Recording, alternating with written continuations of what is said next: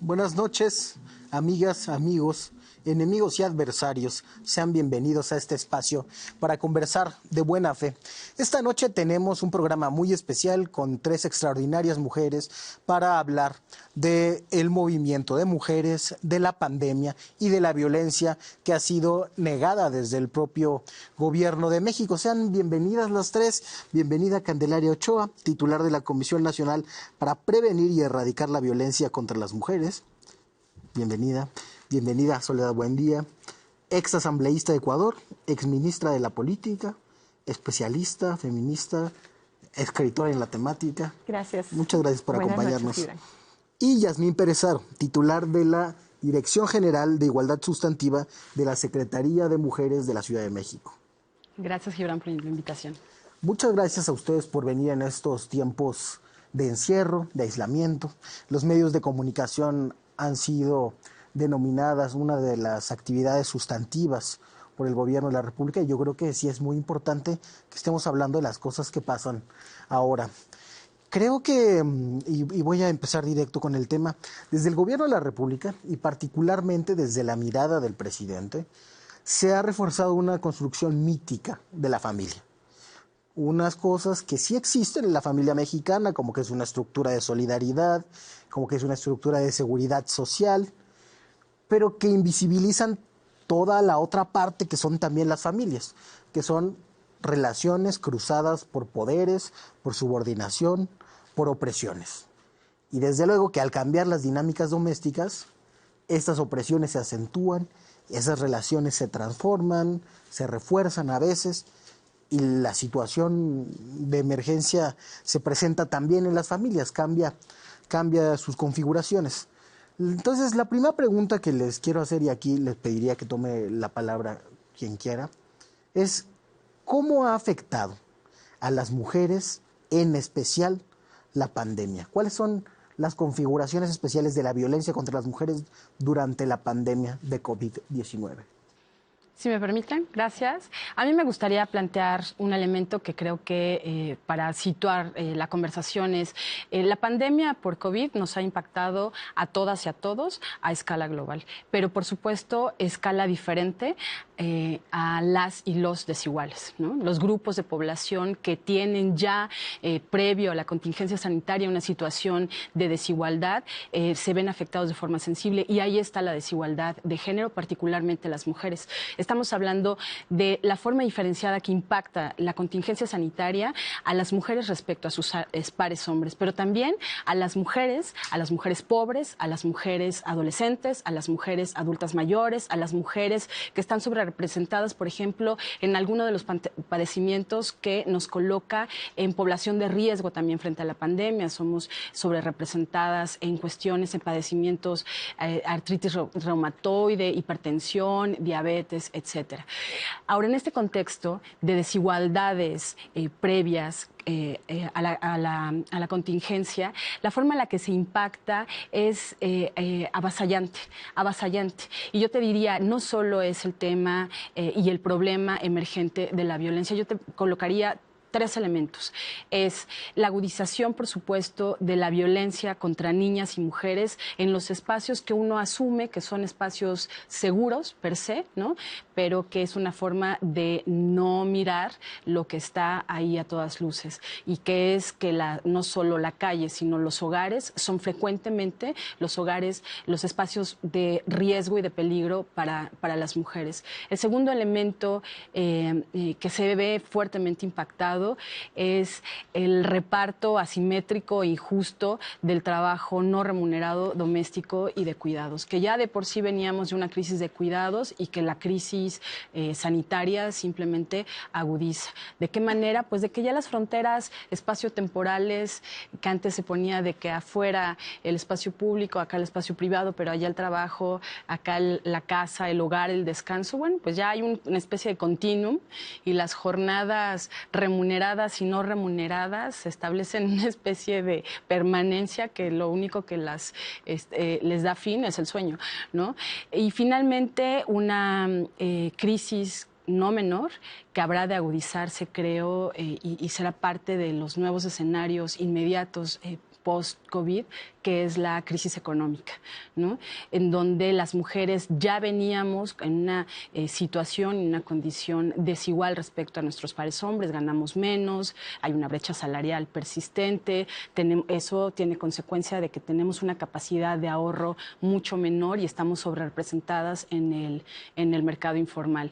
Ahora, frente a la pérdida de empleos, frente a la construcción económica, que será un impacto generalizado, sin duda alguna, la crisis económica va a impactar de forma muy sensible a las mujeres, de tal suerte que estos tres grandes crisis de las que ya veníamos, por cierto, la crisis de violencia contra niñas y mujeres, la crisis de cuidados y la crisis económica, habrán de profundizarse después de esta crisis sanitaria.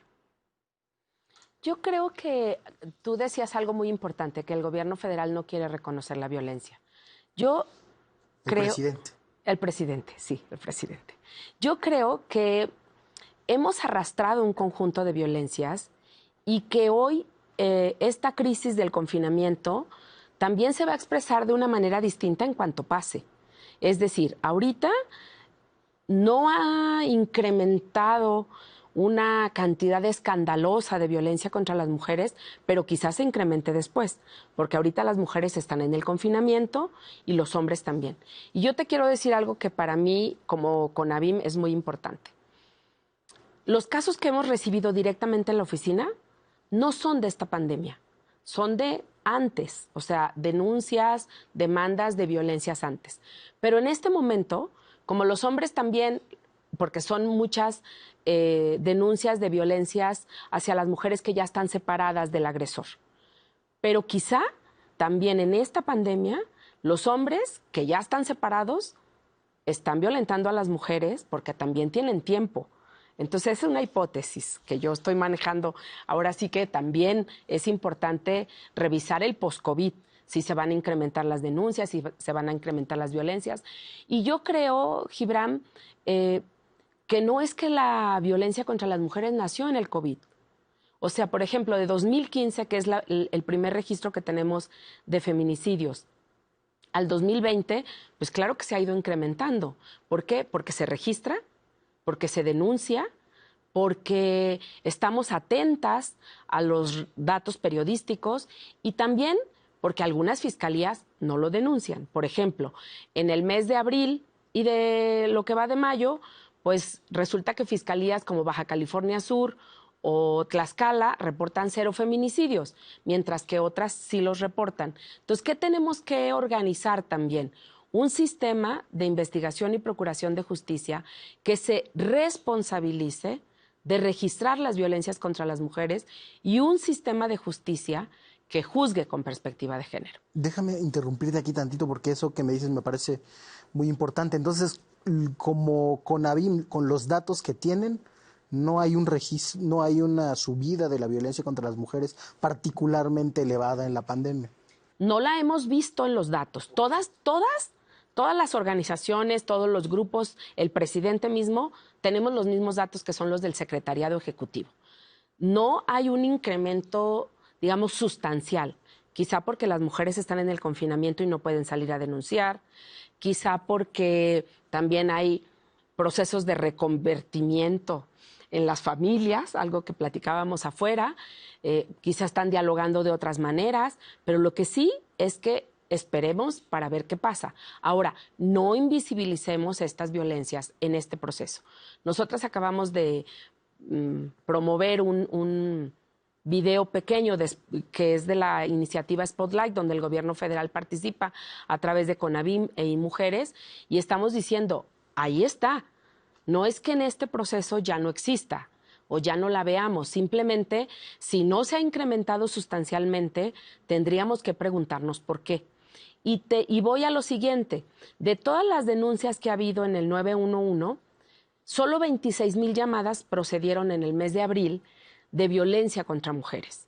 Y yo creo que esas 26,000 llamadas se tienen o se tuvieron que atender profesionalmente.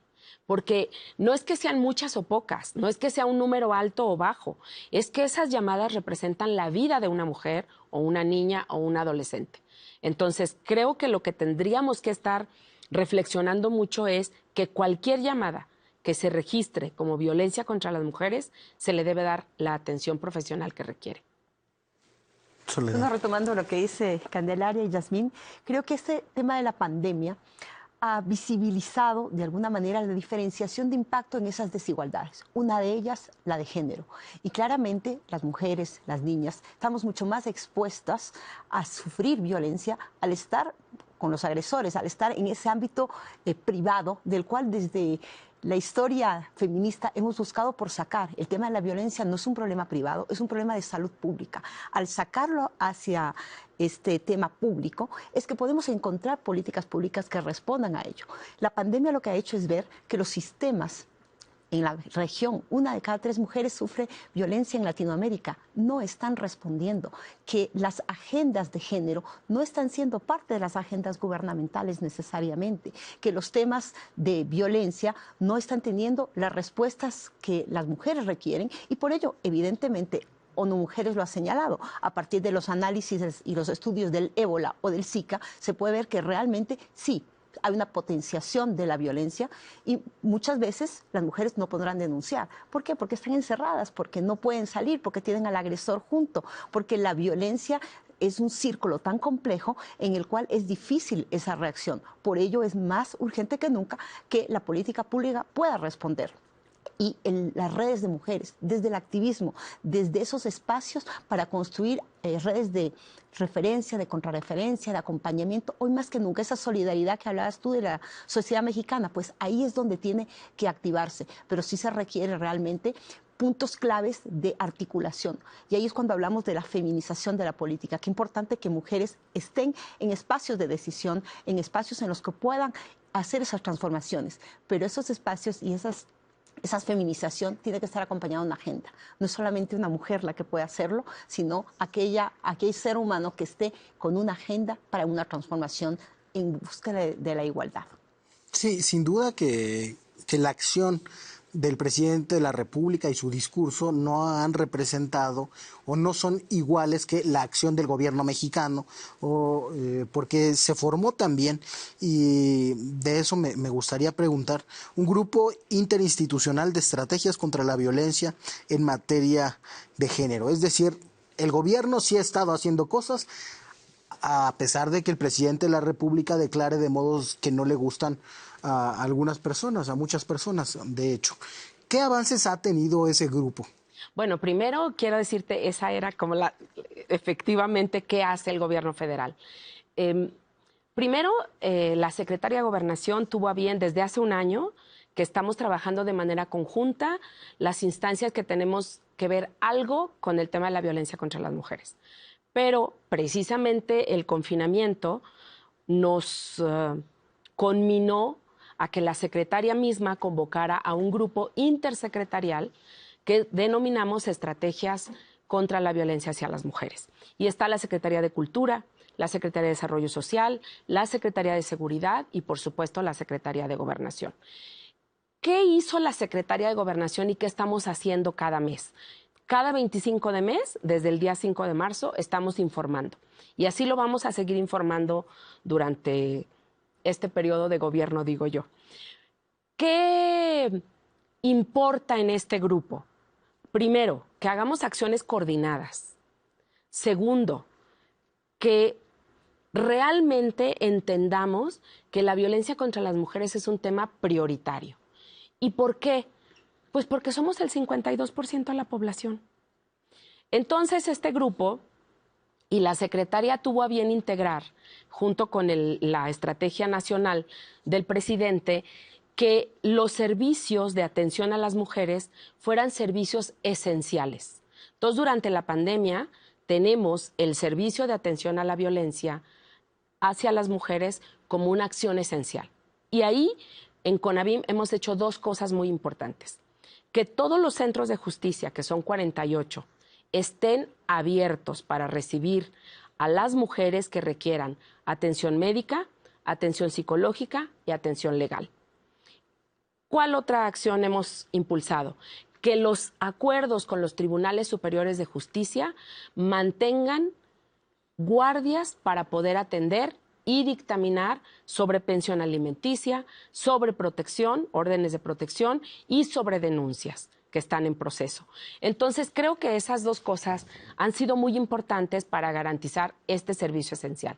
Pero con las Secretarías de Salud también impulsamos un acuerdo para que la NOM 046 en todas las entidades federativas sea una realidad y que se impulse y se gestione para que cualquier mujer que la solicite tenga este servicio de la NOM 046. Sí, porque sí, es posible... Si te parece, vamos a un corte y nos platicas de la NOM 046. Claro que sí. Usted siga con nosotros, estamos conversando de buena fe.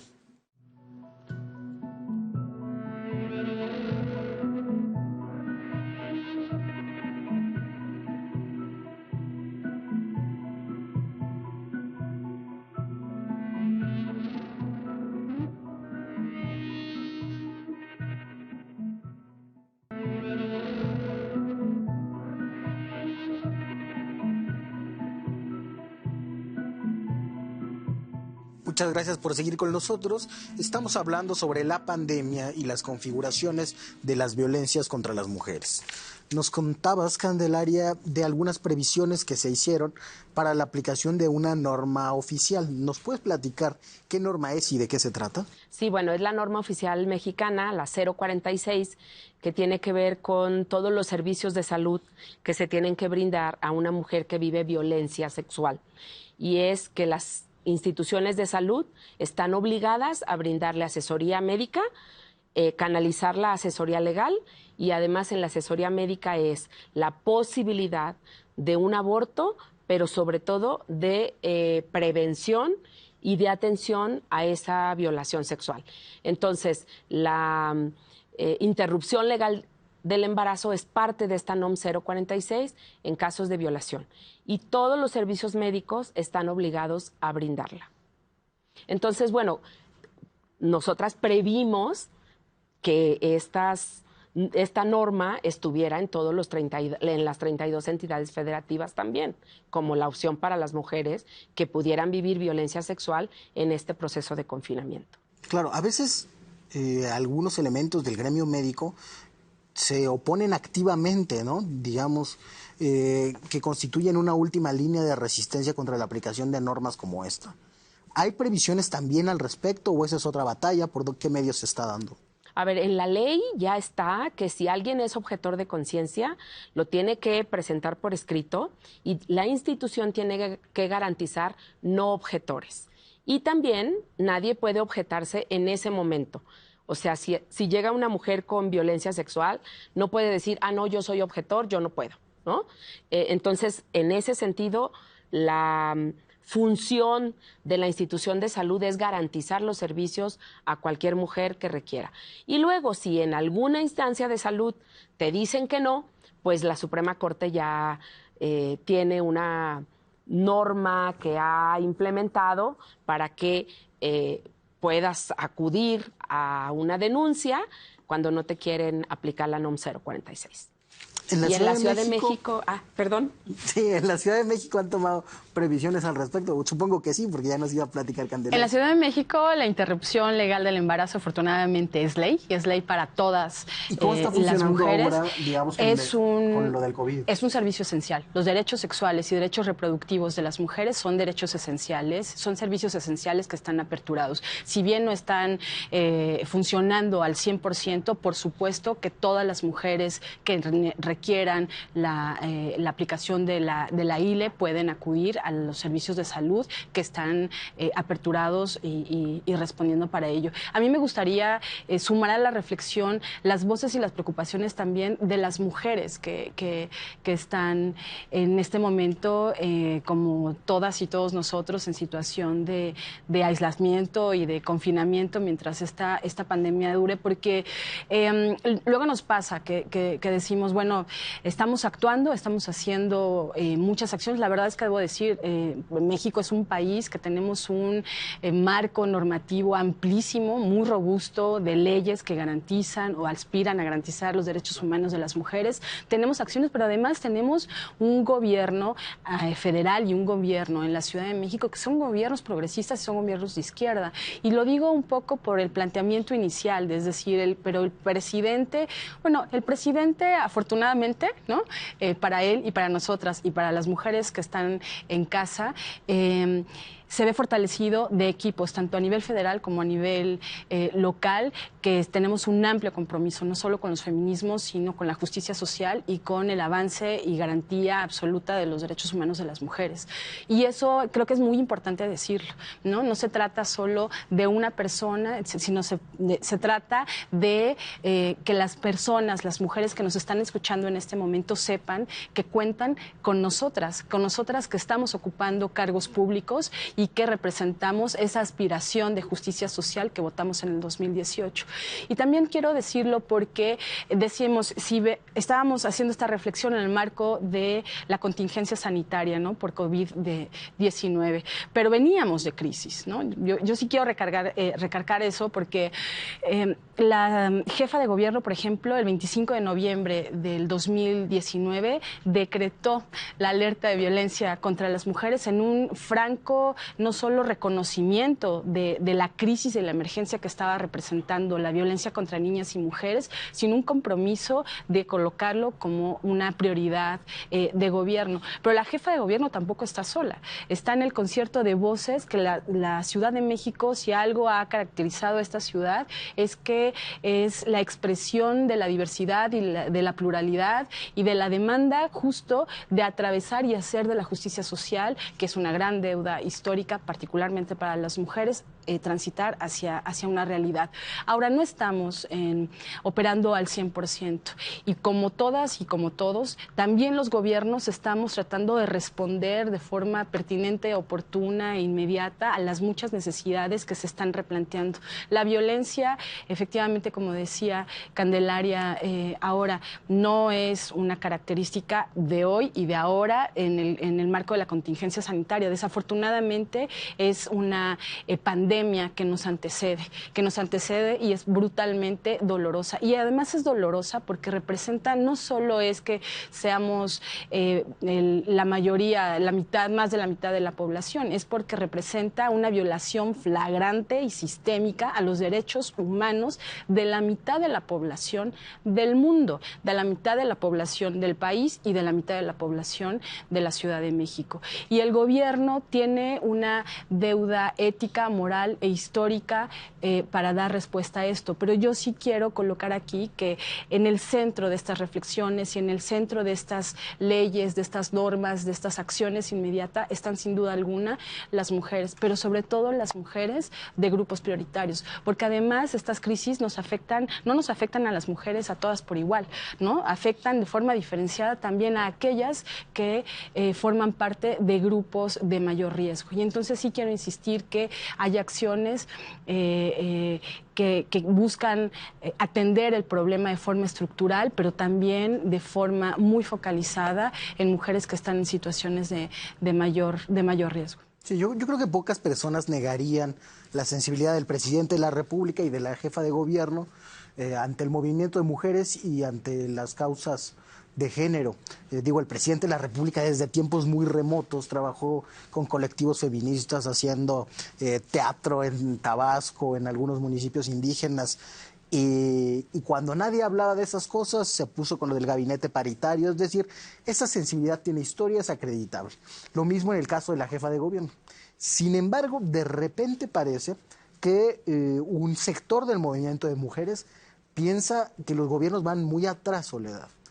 Seguramente porque hay una emergencia muy potente de la sujeta política mujer en nuestros días. ¿Qué le faltaría a los gobiernos para ponerse a tono con esas exigencias, con esas demandas? Bueno, la reflexión sería ahí, yo vengo del movimiento de mujeres, ¿no? Desde los 16 años he luchado por una agenda feminista.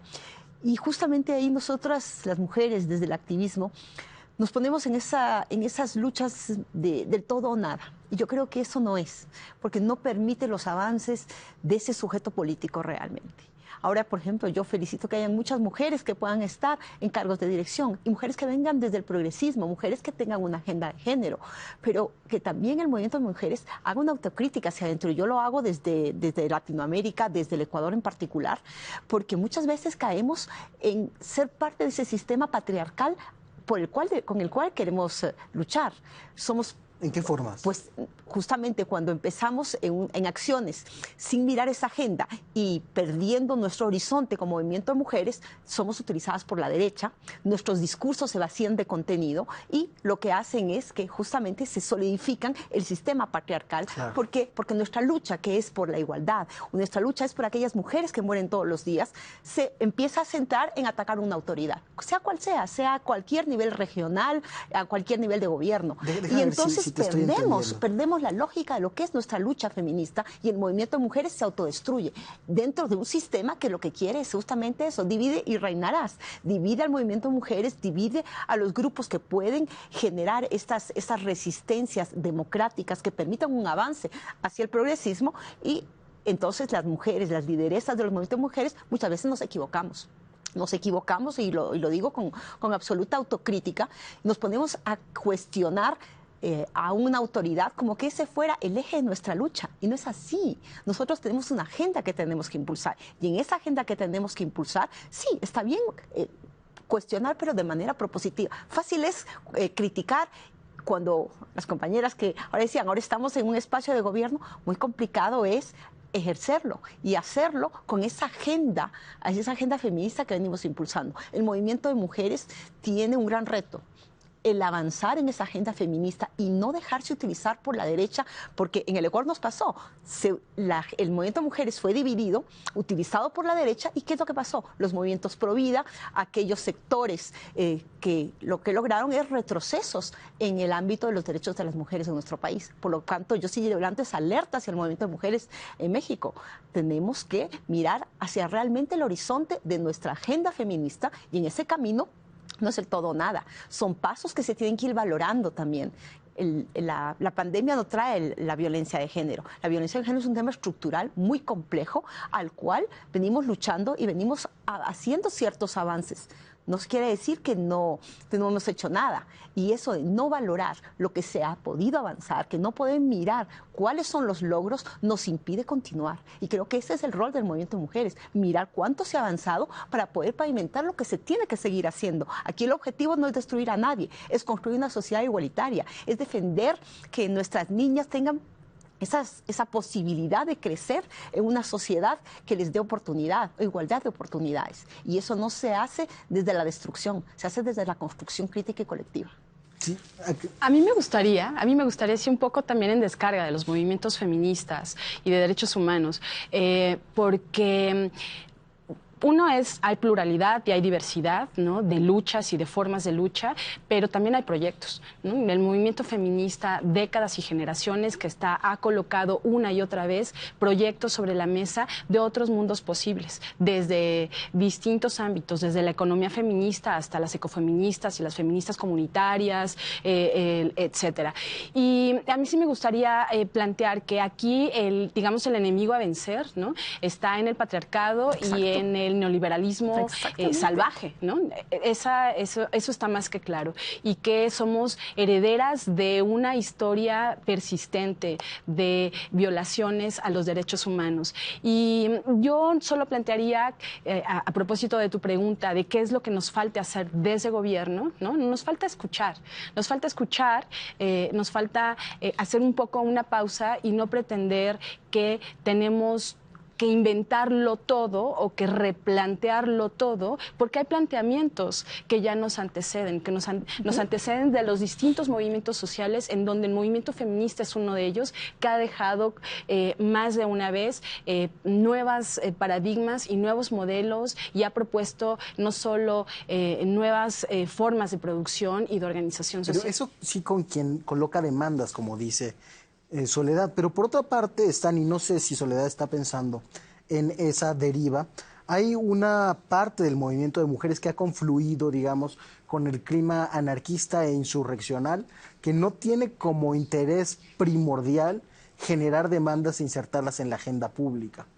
Con esos grupos, ¿cómo hay que comportarse? Bueno, sin purismos, ¿no? De la misma forma que con los radicalismos obreros o radicalismos en los movimientos campesinos, etcétera, ¿no? Yo creo que proyectos hay muchos, hay varios, hay plurales, hay diversos y hay movimientos que están abiertos al diálogo, a la propuesta y a la construcción de nuevos mundos posibles, y hay quienes simplemente no están en la ruta del diálogo. Hablemos con quien quiere dialogar y con quien quiere construir. Al final creo que no hay una masa homogénea tampoco para establecer estos puentes. Creo que a nosotras, y digo nosotras en femenino, desde la nueva posición que estamos ocupando en gobierno, nos toca hacer lo que estamos haciendo, y es construir puentes y hacer de esos mundos posibles que ya estaban en la ruta de construcción, hacer y allanar el camino para que sean una realidad para todas y para todos. Vamos a ir a otro corte.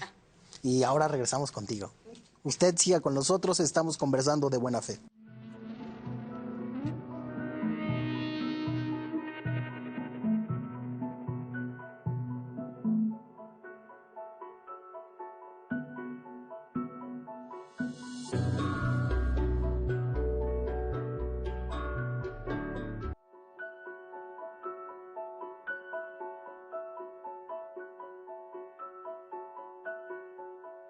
Gracias por seguir con nosotros. Estábamos platicando en el último bloque sobre el movimiento de mujeres y sobre las respuestas y las faltas de escucha de los gobiernos.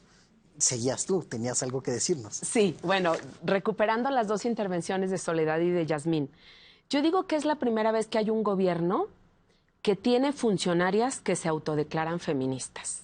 Porque esto lo habíamos aspirado hace muchísimos años. Y bueno, en la Cámara de Diputados hay una coordinadora que se autonombra feminista, en la Cámara de Senadores otra presidenta de la Comisión de Igualdad que se dice feminista, en la Ciudad de México gobierna una mujer que se autonombra feminista y además todo su equipo, Ernestina Godoy, Rosa Isela, bueno, todo el equipo de gobierno que la acompaña es y se autonombra feminista. En la Secretaría de Gobernación, la secretaria se autodenomina feminista. En el Instituto de las Mujeres, Nadim se autonombra feminista. Y bueno, por supuesto yo, ¿no? Y el presidente no niega eso. Entonces me parece que eso también ha sido un logro de los feminismos que hemos venido trabajando hace muchos años. Yo el otro día reflexionaba con unas regidoras muy jóvenes y yo les decía, es que ustedes todavía no nacían y yo ya era activista, así como Soledad. O sea, yo a los 17 años me eché un rollo en mi prepa sobre el aborto y todos mis compañeros recuerdan eso, ¿no? Entonces digo, tenemos estos logros también porque los hemos construido muchas. ¿Qué necesitamos también hoy? Y yo lo decía cuando estábamos afuerita. Hace 25 años, Gibran, hicimos un gran movimiento de la Red Nacional hacia Beijing. Hoy yo conmino al movimiento, y lo he dicho en muchísimas ocasiones, que hoy la pandemia de la violencia nos debería conformar en un frente común. En un frente con sus diversidades, con sus diferencias, con sus consensos, pero sí tenemos que trabajar más para que esto que dice Soledad, que no nos desuna un principio ideológico contrario a la lucha feminista. La lucha feminista es por la igualdad y la no violencia. Y yo digo, y claro, cuando se desdibuja la igualdad, se incrementa la violencia. ¿Por qué? Porque la política de igualdad no se entiende como una política que tiene que reconocer a las mujeres y, por tanto, tiene que generar la equidad para que entonces, en igualdad de condiciones, caminemos de la misma mano. Y en este sentido, yo particularmente, pero también la secretaria y muchas funcionarias, hemos hecho un llamado a los hombres. O sea, en esta lucha contra la violencia, hay relaciones de poder, hay relaciones de desigualdad, hay desconocimiento de la autoridad de las mujeres, hay los estereotipos tan, digamos yo, tan estereotipados que tenemos, son los que también están presentes y que parece que la lucha de las mujeres es una lucha contra los hombres. Entonces los hombres también tienen que reflexionar de qué privilegios han gozado y cómo un privilegio es ejercer violencia. Ese no es un derecho y ellos no tienen derecho a ejercerlo, como tampoco tienen derecho las mujeres a aguantar, porque ese no es un derecho. Entonces necesitamos esta reflexión y autorreflexión de los hombres que acompañen a las mujeres, porque las mujeres solitas no vamos a erradicar la violencia. ¿Por qué? Porque ya nos cansamos, y yo lo digo mucho precisamente como activista y como académica que he investigado este tema hace muchos años. Cuando hacemos proyectos de investigación, materiales de difusión, los dirigimos a las mujeres. Mira tú, no hagas esto aquí, allá, busca. Yo misma, ¿no? Pero, ¿qué necesitamos? Que en esta lucha los hombres también tomen conciencia, que los hombres digan, tenemos que detener la violencia, porque en este mundo vivimos hombres y mujeres. Más traidores al patriarcado, diría Mercurio Cadena. Exacto. Oye, y te pregunto como activista y como académica, al fin que ya no estamos en horario laboral, ¿esa unidad del movimiento incluiría a las panistas que se manifestaron ahora en ocasión de las críticas que sobrevinieron sobre el presidente por los feminicidios? Mira, yo creo que hay 3 principios del movimiento feminista. El derecho al aborto, porque es el derecho al cuerpo y a la autonomía de las mujeres. Y si ahí lo acompañan, yo digo, adelante. Bienvenidas. Pues sí, este es un derecho. ¿Y sabes por qué? Bueno, ese es el primero. Ahorita voy a decir uno, ¿no? El segundo, la lucha por la igualdad, por reconocer que somos iguales en derechos y en obligaciones. Y 3, diría yo, la lucha por la no violencia o por la erradicación de la violencia. Y en este sentido, nosotras, yo en este momento como gobierno federal, lo he dicho y lo repito, yo voy a defender los derechos de las feministas, de las no feministas e incluso de las antifeministas. Por lo tanto, cuando una mujer viva violencia, yo la voy a defender incluso aunque hable en contra del presidente. ¿Por qué? Porque somos el gobierno y porque estamos obligadas a atender a cualquier mujer. Entonces, yo como feminista digo eso, a las feministas, a las antifeministas y a las no feministas. Y ahorita también como gobierno nosotras tenemos que atender a todas. Pero estos 3 principios de la lucha me parece que nunca los debemos perder de vista. La lucha por el cuerpo, por la autonomía del cuerpo, la lucha por la erradicación de la violencia y la lucha por la igualdad en derechos y en obligaciones. Cuerpo, violencia, igualdad. Mencionabas tú también la violencia, el trabajo de cuidados y el trabajo doméstico y la inserción en el mercado laboral. ¿Qué otras demandas o qué otras dimensiones acaban de delinear al movimiento de mujeres hoy en día, Soledad?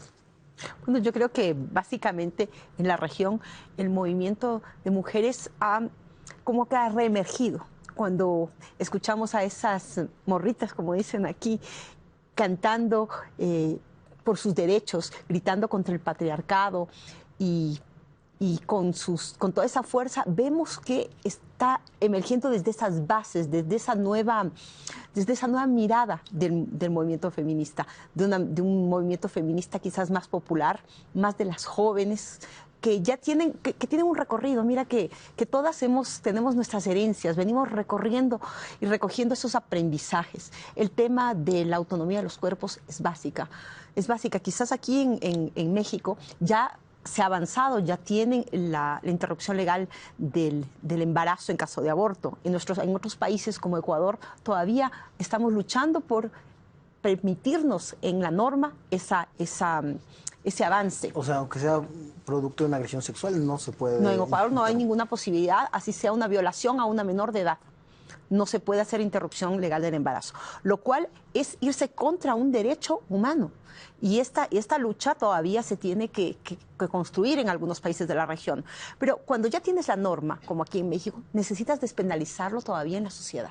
Y creo que es lo que falta todavía aquí en México, todavía trabajar el tema de despenalización en la sociedad. Y para eso la agenda feminista es importante. Cuando hablamos de hombres y mujeres, es fundamental el rol de los hombres en esta lucha feminista. Yo creo que a esos 3 elementos que ha incorporado nuestra compañera Candelaria, creo que hay que incorporar el tema de los hombres, las masculinidades. Son fundamentales para una transformación real. Y no es que el movimiento feminista es solo de mujeres. El movimiento feminista tiene que ser de hombres y mujeres que buscamos la igualdad de oportunidades en todos los ámbitos. En el tema de la seguridad social, mira cómo se ha visibilizado las dificultades que tenemos las mujeres.